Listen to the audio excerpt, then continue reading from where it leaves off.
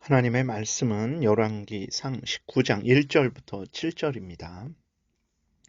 교독하겠습니다.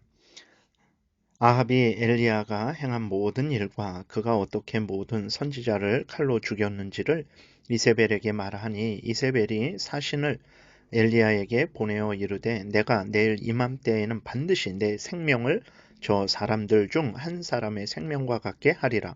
그렇게 하지 아니하면 신들이 내게 벌 위에 벌을 내림이 마땅하니라 한지라.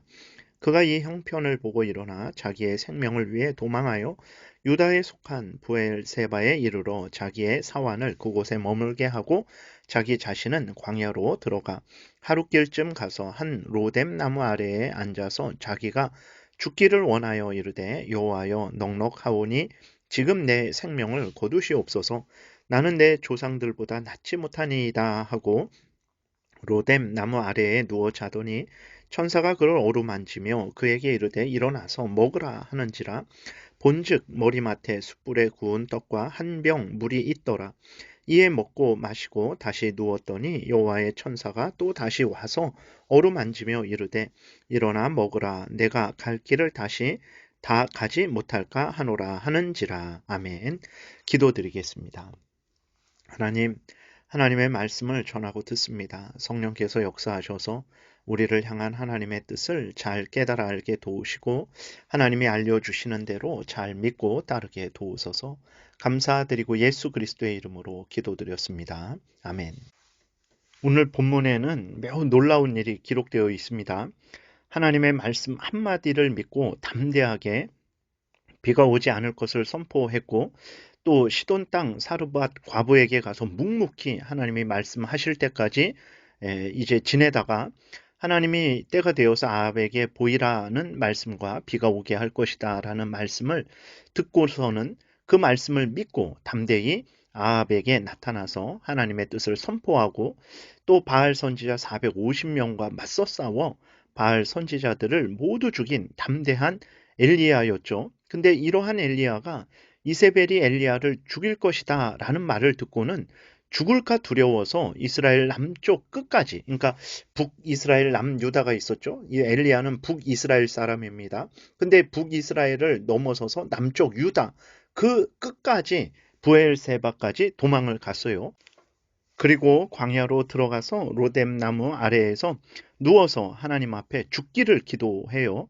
4절 중간부터 보니까 여호와여 넉넉하오니 지금 내 생명을 거두옵소서. 나는 내 조상들보다 낫지 못하니이다 라고 하나님께 죽여달라고 그렇게 기도를 하고 잠을 자버립니다.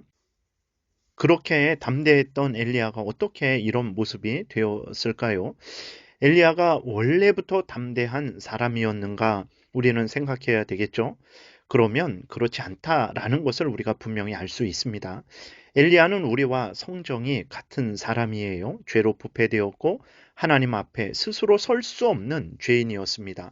그러나 엘리야가 이렇게 담대해 할 수 있었던 것은 하나님의 은혜로 새 사람이 되었고 하나님의 은혜로 하나님의 선지자로서의 역할을 온전히 감당할 수 있었던 것입니다. 중요한 것은 엘리야도 모든 다른 사람들과 같이 스스로를 담대하게 할 수 없는 그러한 하나의 인간이라는 사실이죠. 하나님은 이러한 사실을 엘리야에게 깨달아 알게 하고자 하셨기 때문에 이러한 모든 일이 일어난 것입니다. 하나님은 3년 6개월 동안 비가 내리지 않을 것을 선포하고 또 바알 선지자 450명과 싸워 승리한 것이 누구의 힘으로 된 것인지를 엘리야로 철저히 깨달아 알게 하시기를 원하셨던 것입니다.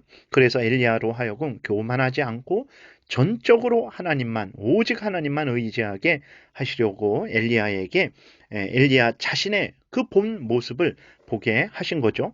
자신의 본 모습을 본 엘리야는 자신은 이세벨 앞에서도 홀로 설 수 없으며 이세벨과 맞서 싸울 수 없는 자라는 것을 분명하게 깨달아 안 거죠. 자신의 본 모습으로는 하나님의 은혜 없이 자신의 본 모습으로는 이세벨을 두려워할 수밖에 없는 존재라는 것을 철저히 깨달아 알게 되온 거예요. 그래서 엘리야는 이세벨이 두려워서 자신이 죽는 것이 두려워서 도망쳤던 것입니다. 3절에 보면 그가 이 형편을 보고 일어나 자기의 생명을 위해 도망하여 유다에 속한 부엘사바에 이르러 자기의 사환을 그곳에 머물게 하고라고 이렇게 기록이 되어 있어요. 그러니까 하나님께서 엘리야의 본 모습을 보게 하셔서 교만하지 않게 하시고 하나님만 전적으로 의지하게 하시려고, 그러니까 엘리야에게 은혜를 내려 주시려고 엘리야에게 이러한 고난을 허락하신 거죠. 이것은 오늘 우리도 마찬가지입니다. 우리가 육신적으로 강건한 것, 우리가 굳건한 믿음 생활을 하는 것, 모두가 다 하나님의 은혜라는 것을 우리는 분명히 기억해야 되는 것입니다. 내가 하나님을 믿고 내가 건강한 거지만 하나님이 은혜 주셔서 내가 하나님을 굳게 믿는 것이고 내가 건강한 것입니다. 하나님의 은혜가 없으면 우리는 한순간도 설 수 없어요. 하나님의 은혜가 없으면 우리는 한순간도 믿음을 유지할 수 없습니다. 이것은 엘리야나 우리나 모든 인간들에게 동일한 것이라는 것을 우리는 분명히 깨달아 알아야 됩니다. 그래서 우리는 겸손해야 됩니다. 교만하지 말아야 됩니다. 하나님의 은혜 없이 홀로 설 수 있다라고 생각하지 말아야 됩니다. 아니면 내가 하나님을 도울 수 있다라고, 하나님의 은혜는 반만 있으면 된다, 나머지 반은 내가 책임질 수 있다라는 생각도 하지 말아야 됩니다. 하나님의 은혜가 100% 없으면 나는 한순간도 설 수 없고 신앙을 유지할 수 없다라는 것을 우리는 철저히 인정을 해야 되는 것입니다. 하나님의 은혜가 있으면 할 수 있고 하나님의 은혜가 없으면 할 수 없다라고 분명하게 인정하고 늘 항상 하나님의 은혜를 구해야 됩니다.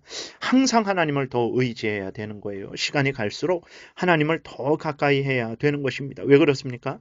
시간이 갈수록 우리는 무지해지죠. 아는 것도 잊어버립니다.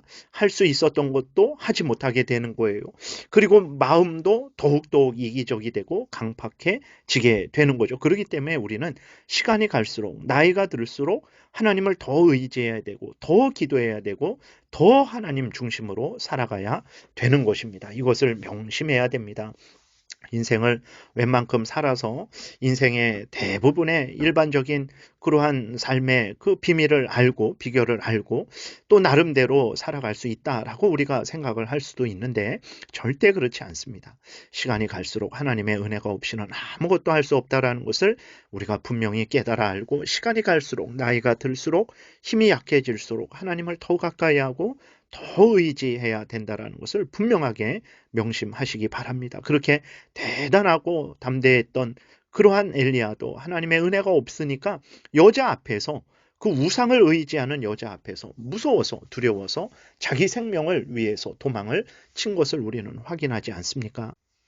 그러므로 우리는 더욱더욱 시간이 갈수록 나이가 들수록 힘들고 어려울수록 하나님을 의지해야 되는 것입니다. 우리가 믿는 하나님은 어떤 하나님입니까? 죽기를 구하고 낙심한 엘리야를 위하여 어루만지시고 그에게 떡과 물을 제공하시고 또 그에게 힘을 주셔서 또 하나님의 다른 사명을 감당할 수 있도록 은혜를 내려주시는 하나님이시라는 것을 우리는 확인하게 됩니다. 4절부터 다시 보게 되니까 자기 자신은 광야로 들어가 하룻길쯤 가서 한 로뎀 나무 아래에 앉아서 자기가 죽기를 원하여 이르되 여호와여 넉넉하오니 지금 내 생명을 거두시옵소서, 나는 내 조상들보다 낫지 못하나이다 하고 로뎀 나무 아래에 누워 자더니, 엘리야가 자포자기한 거예요. 그냥 뭐 밤을 새워서 철야를 하면서 금식하면서 기도한 것이 아니고 그냥 하나님한테 죽기를 구하고 잠을 자버린 거예요. 그런데 하나님이 어떻게 하십니까? 천사가 그를 어루만지며 그에게 이르되 일어나서 먹으라 하는지라 본즉 머리맡에 숯불에 구운 떡과 물 한 병이 있더라. 이에 먹고 마시고 다시 누웠더니 여호와의 천사가 또 다시 와서 어루만지며 이르되 일어나 먹으라, 내가 갈 길을 다 가지 못할까 하노라 라고 이렇게 기록이 되어 있어요. 살아계신 하나님은 우리를 불쌍히 여기시고 하나님을 의지하며 은혜를 구하는 우리에게 위로를 주시며 격려하시며 다시 새 힘을 주시고 하나님의 그 일을 감당할 수 있도록 은혜를 내려 주시는 분이십니다. 이렇게 자비하시고 은혜로우신 하나님 없이도 나 스스로 살 수 있다, 아니면 하나님의 은혜는 반만 필요하다, 반은 내가 할 수 있다라는 생각이 얼마나 잘못된 일입니까? 이러한 은혜로우신 하나님을 의지하지 않고 우리 자신을 의지하는 것은 또한 얼마나 어리석은 일입니까? 은혜로우신 하나님의 은혜로 살았으면서 내 공로라고 하나님 은혜 필요 없다라고 주장하는 그것이야말로 얼마나 잘못된 일입니까?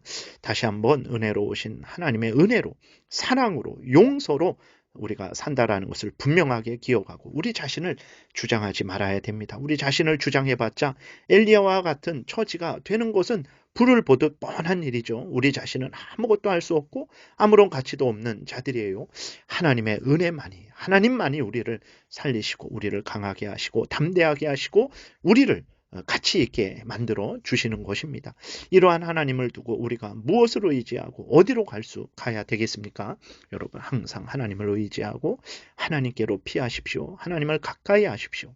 힘들고 어려울수록 나이가 들수록 무슨 일이 생길수록 더욱더욱 하나님을 가까이 하십시오. 그러면 하나님의 은혜로 위로를 받고 격려를 얻고 힘을 얻고 하나님 앞에서 회복되는 놀라운 은혜의 역사를 경험하게 될 것입니다. 기도드리겠습니다.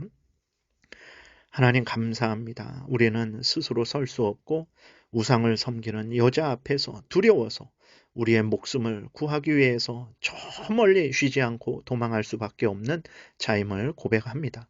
그러나 살아계신 하나님, 우리를 위로하시고 격려하시고 힘을 주시며 회복시키시는 하나님을 의지할 때 우리는 다시 담대함을 얻게 되고 죽음도 두려워하지 않게 되며 세상의 그 무엇도 두려워하지 않게 되고 담대히 맞서 싸워서 하나님의 영광을 드러낼 줄을 믿습니다.